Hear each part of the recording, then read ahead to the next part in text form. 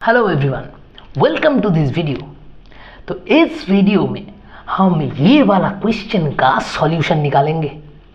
तो चलिए पहले क्वेश्चन को थोड़ा समझ लेते हैं कि हमसे इसमें पूछा क्या गया है। So the salient features of genetic code are, option A the code is palindromic, option B UGA as initiator codon, C the code is unambiguous and specific, D the code is nearly universal। तो भाई साहब यहाँ पर 4 statements है about the salient features of genetic code and we have to tell कि इसमें कौन सा सही है, इन चारों में से कौन कौन सा सही है और कौन कौन सा गलत है। हमें जो करेक्ट है उसे चूज करना है इन 4 में से, है ना, अबाउट जेनेटिक कोड्स। तो पहले हमें ये जानना है कि जेनेटिक कोड जो है वो क्या है और उसका सैलिएंट फीचर्स क्या क्या है। उसके बाद हम एक एक ऑप्शंस में जाएंगे। देखिए ऑप्शंस पे देखिए कुछ टर्म्स है जैसे कि पैलिंड्रोमिक, जैसे कि इनिशिएटर कोडॉन, अनएम्बिगस, यूनिवर्सल, ये सब जो टर्मिनोलॉजी है, इस सब टर्मिनोलॉजी को हम थोड़ा थोड़ा करके डिस्कस करके देखेंगे। ठीक है, तो चलिए शुरू करते हैं। So what do you mean by genetic code? ये जेनेटिक कोड ये क्या चीज़ है, ये पहले हम जान लेते हैं। सो भाई साहब, genetic code is nothing but, ये है सीक्वेंस ऑफ न्यूक्लिक एसिड, है ना। ये बस सीक्वेंस ऑफ न्यूक्लिक एसिड है और कुछ नहीं। This term, genetic code term was given by scientist George Gamow. So ये साइंटिस्ट ने ये जेनेटिक कोड टर्म को प्रोड्यूस किया था। इसका मतलब है सीक्वेंस ऑफ न्यूक्लिक एसिड। जैसे कि मान लीजिए एक एग्जांपल दे देता हूँ जेनेटिक कोड का। जेनेटिक कोड जैसे कि UGA, है ना, ये एक जेनेटिक कोड है। जैसे कि AUG, so it is a genetic code, it is another genetic code, है ना। ये है जेनेटिक कोड का एग्जांपल्स। देखिए न्यूक्लिक एसिड का सीक्वेंस है, इसमें भी 3 न्यूक्लिक एसिड है, इसमें भी 3 न्यूक्लिक एसिड है, बस ये है जेनेटिक कोड। अब इसका कुछ सैलिएंट फीचर्स है, मतलब जेनेटिक कोड का कुछ सैलिएंट फीचर्स है व्हिच इज टोटली थियोरेटिकल, जो साइंटिस्ट ने रिसर्च करके बनाया है। मैं अब आपको वो सारा सैलिएंट फीचर्स एकदम से बताते जाऊंगा, है ना, कुछ भी डिस्कस नहीं करूंगा क्योंकि वो बहुत बड़ा हो जाएगा। पहले आप सिर्फ सैलिएंट फीचर्स को समझ लीजिए, उसके बाद जो ऑप्शंस में दिया हुआ गया मैं सिर्फ उसे एक्सप्लेन करूंगा। ठीक है, तो चलिए एक एक करके salient features of genetic code को देख लेते हैं। पहला salient feature, genetic code is always a triplet. Genetic code is always a triplet. Triplet मतलब क्या? देखिए ये एग्जांपल है जेनेटिक कोड। इसमें कितना है? 3 न्यूक्लिक एसिड है, U, G एंड A। इसमें भी देखिए 3 है, AUG। So genetic code is always a triplet. इसमें 3 ही रहेगा, 4 नहीं रह सकता, 2 नहीं रह सकता, हमेशा इसमें 3 ही रहेगा। So it is the first salient feature of genetic code. Number 2 degenerate और डीजेनरेसी ऑफ जेनेटिक कोड। अब इसका मतलब क्या है ये हम बाद में देखते हैं। So degeneracy of genetic code is another salient feature. Number 3, genetic code is unambiguous. It is another salient feature. Number 4, genetic code is commaless. इसका मतलब मैं अभी आपको बता रहा हूँ। commaless मतलब देखिए इसमें कोई भी कॉमाज नहीं है ना, इट इज जस्ट कंटिन्यूअस। ये एक genetic code it is continuous, इसमें आप कहीं रुक नहीं सकते, ये तीनों एक साथ हमेशा रहेगा। So it is termed as commaless. Number 5, genetic code is non overlapping. Number, इसका मतलब बाद में होगा। Number 6, genetic code is universal, इसका मतलब भी बाद में होगा। Number 7, genetic code has a specific polarity, इसका मतलब मैं अभी आपको बता रहा हूं। देखिए, it has, genetic code always has a specific direction, है ना। ये जो जेनेटिक कोड है UGA, ये हमेशा स्टार्ट होगा U से, खत्म होगा A पे। ये U से होके G, सिर्फ उसके बाद A, और ये जो है ये शुरू होगा A से और खत्म होगा G पर। So it has a specific direction. तो ये सब है जेनेटिक कोड का सैलिएंट फीचर्स। अभी मैं आपको इसको समझाऊंगा, है ना। ये जो टर्म्स है इसमें थोड़ा सा अब डिटेल्स में मैं जाऊंगा। जो टर्म्स ऑप्शंस में है मैं सिर्फ वही पे फोकस करूंगा। तो चलिए देख लेते हैं क्या क्या है ऑप्शन। तो पहला ऑप्शन में देखिए, द कोड इज पैलिंड्रोमिक। तो पहले देखिए, मैं जब आपको सैलिएंट फीचर्स बताया था वहां पर ये टर्म मैं आपको नहीं बताया हूँ। Palindromic terms not present in the salient feature. तो पहले बात में आप समझ लीजिए कि कोड इज नॉट पैलिंड्रोमिक, है ना। अगर पैलिंड्रोमिक होता तो मैं आपको सैलिएंट फीचर्स पे बताया हुआ होता। तो फिर भी एक बार हम जान लेते हैं कि पैलिंड्रोमिक मतलब क्या है। द कोड जो है जेनेटिक कोड, वो क्यों नहीं है पैलिंड्रोमिक। तो what is a palindromic sequence, ये पहले हम जान लेते हैं। So what is palindromic sequence. बहुत ही इंटरेस्टिंग है पैलिंड्रोमिक सीक्वेंस। तो भाई साहब, palindromic sequence is any nucleic acid sequence. कैसा होगा ये nucleic acid sequence? Any nucleic acid sequence of double stranded DNA और may be single stranded RNA in which, अब देखिए है मजा, क्या स्पेशलिटी है पैलिंड्रोमिक सीक्वेंस में। The reading in one strand is identical to the same direction in the complementary strand। देखिए, ये जो लैंग्वेज है ये बहुत ही अटपटा हो गया है ना, क्योंकि ये डेफिनेशन है, उसके लिए ये थोड़ा अटपटा है, लेकिन असल में बहुत ही इजी चीज़ है ये पैलिंड्रोमिक सीक्वेंस। देखिए, पहले मैं आपको एक एग्जांपल दे देता हूँ, ठीक है। उसके बाद ये जो डेफिनेशन है उसके साथ मैं कंपेयर करके आपको समझा दूंगा। तो पहले आप एग्जांपल देख लीजिए। मैं एक DNA सीक्वेंस ले लेता हूँ विच इज डबल स्ट्रैंडेड। तो मान लीजिए ये है एक स्ट्रैंड, है ना, जो कि 5 प्राइम से 3 प्राइम तक गया है, और ये है दूसरा स्ट्रैंड। ये कॉम्प्लीमेंट्री स्ट्रैंड होगा 3 प्राइम से 5 प्राइम तक। तो पहला ये था, ये है नॉन कॉम्प्लीमेंट्री स्ट्रैंड ऑफ DNA, एंड ये है हमारा कॉम्प्लीमेंट्री स्ट्रैंड ऑफ DNA, ठीक है। अब इसमें मैं न्यूक्लिक एसिड सीक्वेंस को लिखूंगा। देखिए, मान लीजिए पहले ऐसा है TTA GCA GTG CTAA, ऐसा है नॉन कॉम्प्लीमेंट्री स्ट्रैंड में, ठीक है, सीक्वेंस। अब इससे मैं कॉम्प्लीमेंट्री स्ट्रैंड बनाऊंगा। कैसे बनाऊंगा? देखिए, T के जगह पे क्या आएगा? आएगा A के जगह पे क्या आएगा? T, G के जगह पे आएगा C, एंड C के जगह पे आएगा G।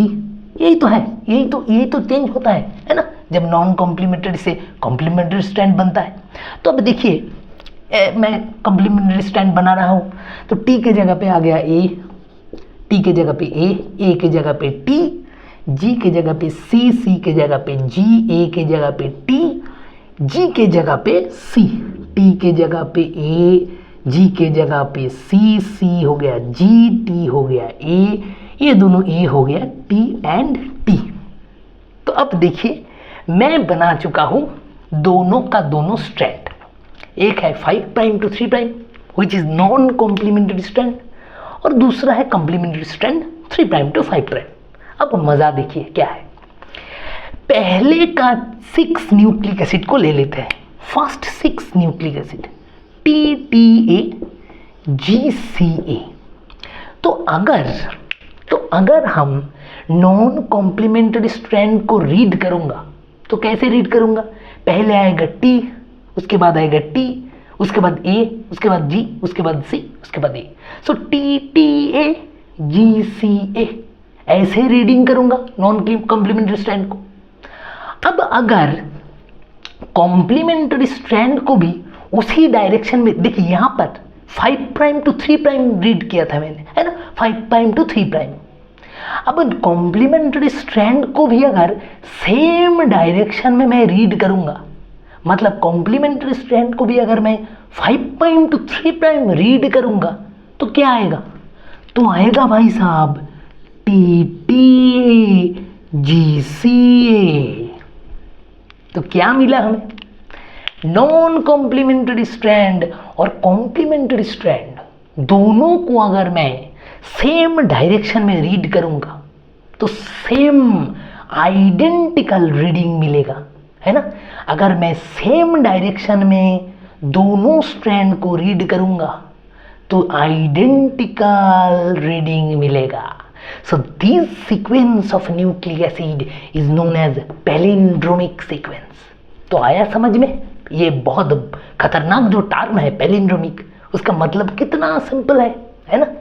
फिर से देखिए एक बार, मान लीजिए मैं नॉन कॉम्प्लीमेंट्री स्ट्रैंड को 3 प्राइम टू 5 प्राइम रीड कर रहा हूं, इस बार उल्टा फ्रॉम 3 प्राइम टू 5 प्राइम। तो क्या आ रहा है देखिए, AAT CGT, है ना, AAT CGTG ऐसा आ रहा है। अब कॉम्प्लीमेंट्री स्ट्रैंड को भी सेम डायरेक्शन में रीड करूंगा फ्रॉम 3 प्राइम टू 5 प्राइम, क्या आएगा, AAT CGTC। आइडेंटिकल है ये दोनों भी, इस साइड से इस साइड रीड करें या फिर इस साइड से इस साइड, दोस टू स्ट्रैंड का जो रीडिंग है वो आइडेंटिकल होगा इन द सेम डायरेक्शन। ये बहुत ही इंपॉर्टेंट है, in the same direction. So this is known as a palindromic sequence. तो भाई साहब ऐसा हमेशा नहीं होता, it is a special case, है ना, ये एक स्पेशल केस है। कोई भी जेनेटिक कोड में ये सीक्वेंस, इस तरह का सीक्वेंस हमें नहीं मिलता। तो भाई साहब ये कोई सैलिएंट फीचर नहीं है जेनेटिक कोड का, it is just a special case. Palindromic sequence एक स्पेशल फेनोमेना है जो कभी कभी मिल जाता है। तो this is not a salient feature of genetic code. तो पहला जो हमारा ऑप्शन था, option A, it is not a salient feature of genetic code. अब चलिए चलते हैं ऑप्शन बी में। तो भाई साहब ऑप्शन बी में है UGA is the initiator codon. क्या है UGA, इसे बताया गया है इनिशिएटर कोडॉन। तो पहले हमें समझना है कि what do you mean by initiator codon. ये इनिशिएटर कोडॉन क्या चीज है। इनिशिएटर कोडॉन नाम में ही उसका मतलब छुपा हुआ है, the codon which initiates an mRNA sequence. क्या बोला मैंने, फिर से सुनिए, द कोडॉन और the genetic code which initiates और starts an mRNA सीक्वेंस। मतलब कोई भी mRNA सीक्वेंस शुरू होता है, कोई भी mRNA सीक्वेंस शुरू होने के लिए एक special type of genetic codon is there, उसे हम कहेंगे इनिशिएटर कोडॉन। वो इनिशिएटर कोडॉन जहां पे रहेगा वहां से शुरू होगा mRNA, so that is a special codon. तो वो कोडॉन कौन सा है उसके बारे में हमें पूछा गया है। उन लोगों ने बताया है UGA is the special type of codon जिससे mRNA सीक्वेंस शुरू होगा, इनिशिएट करे। मतलब जब भी कोई सीक्वेंस रीडिंग होता है तो चलिए जान लेते हैं what is actually the initiator codon. देखिए, इन यूकैरियोट्स, कोई भी यूकैरियोट्स में इनिशिएटर कोडॉन क्या होता है? It is always methionine. क्या बोला मैंने? Methionine is the initiator codon for every eukaryotic mRNA sequence। तो वो शुरू होगा 5 प्राइम से, है ना? 5 प्राइम to 3 प्राइम जाएगा रीडिंग, तो 5 प्राइम में रहेगा मिथियोनिन, ये शुरू करेगा। तो मिथियोनिन का जेनेटिक कोडॉन क्या है? What is the genetic codon? So AUG is the genetic codon which starts any mRNA sequence। so not UGA भाई साहब, UGA नहीं, AUG और methionine, it is the initiator codon। तो आया समझ में? क्या होगा initiator codon? AUG for every eukaryotes, AUG is the initiator codon। तो B जो स्टेटमेंट था, B क्या हो गया? B is also wrong, B भी गलत है। तो अब चलिए C की तरफ। तो भाई साहब C में है the code is unambiguous and specific. इसका मतलब क्या है भाई साहब? Unambiguous and specific. तो चलिए इसका मतलब समझ लेते हैं। अनएम्बिगस, तो इसका मतलब one genetic code will always code for only one amino acid। क्या बोला मैंने? समझ लीजिए ठीक से। One code will always code for the same and only one amino acid। बहुत कठिन हो गया, बहुत डिफिकल्ट हो गया। अरे कुछ भी नहीं है भाई साहब। देखिए एक एग्जांपल दे देता हूँ। जैसे कि मान लीजिए AUG लेकर के मैं बोलता हूँ, पहले जो AUG दिखाया था मैंने, initiator codon, so it actually codes for methionine amino acid, है ना? सो ये जो AUG है ये हमेशा मिथियोनिन के लिए ही कोड करेगा। ये जो कोडॉन है, ये जो जेनेटिक कोड है, ये दूसरे कोई अमाइनो एसिड के लिए कोड नहीं कर सकता। AUG हमेशा कोड करेगा for the same amino acid methionine.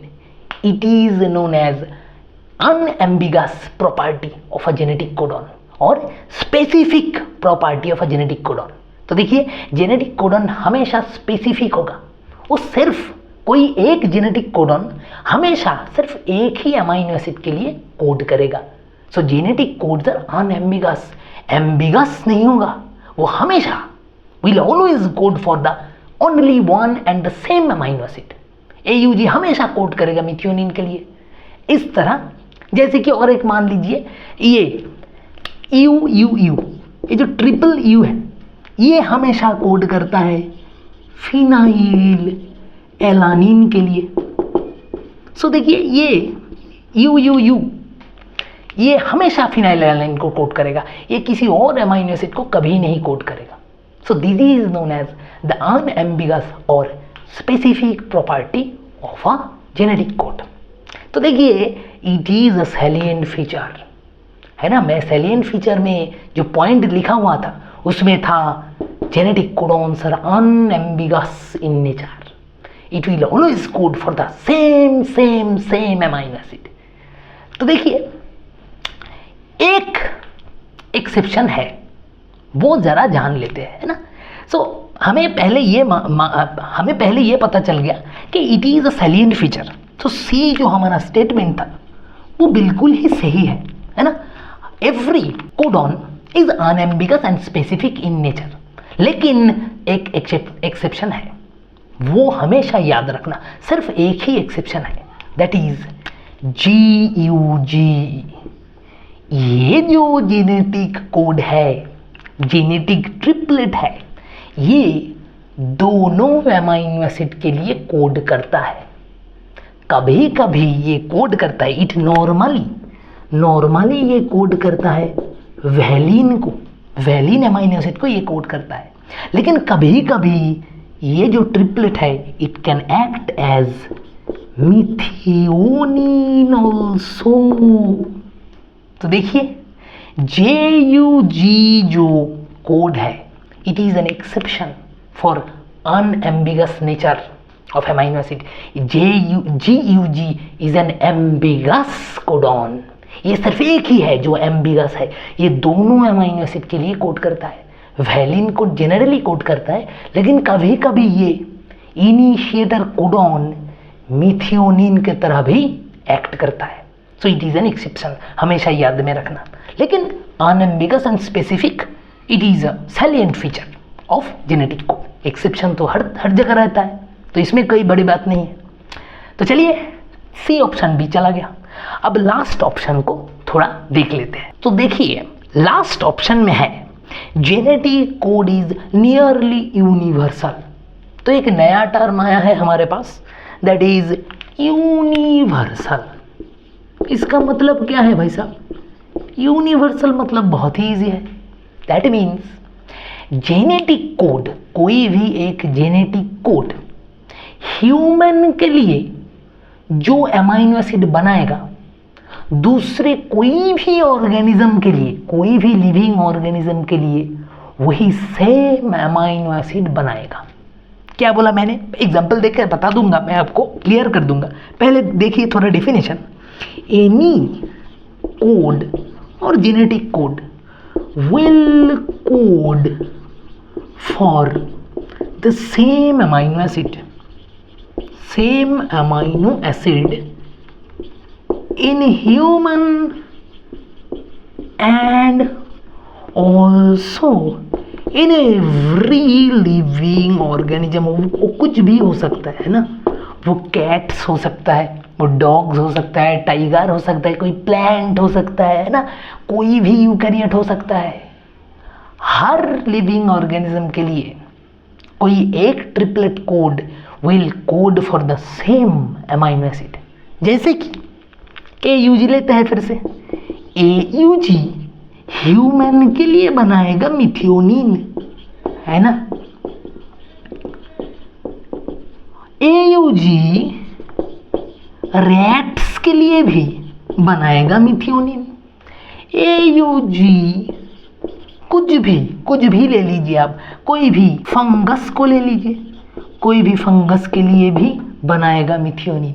So this is the universal character of genetic code. So yes, genetic codes are universal. एक triplet code will code for the same amino acid in every eukaryotic organism. So हमें क्या मिला? Statement D is perfectly correct. So देखिए हमें चारों का चारों answer मिल चुका है। So कौन कौन सा करेक्ट है? Only A and B गलत है, C and D ये दोनों है correct. So which one will be the correct answer? देखिए ऑप्शन 2 को देखिए, C and D only. So option 2 is the correct answer. So hope you have understood the solution very well. आ गया समझ में जेनेटिक कोड का characters? So please follow it very carefully. So thank you all.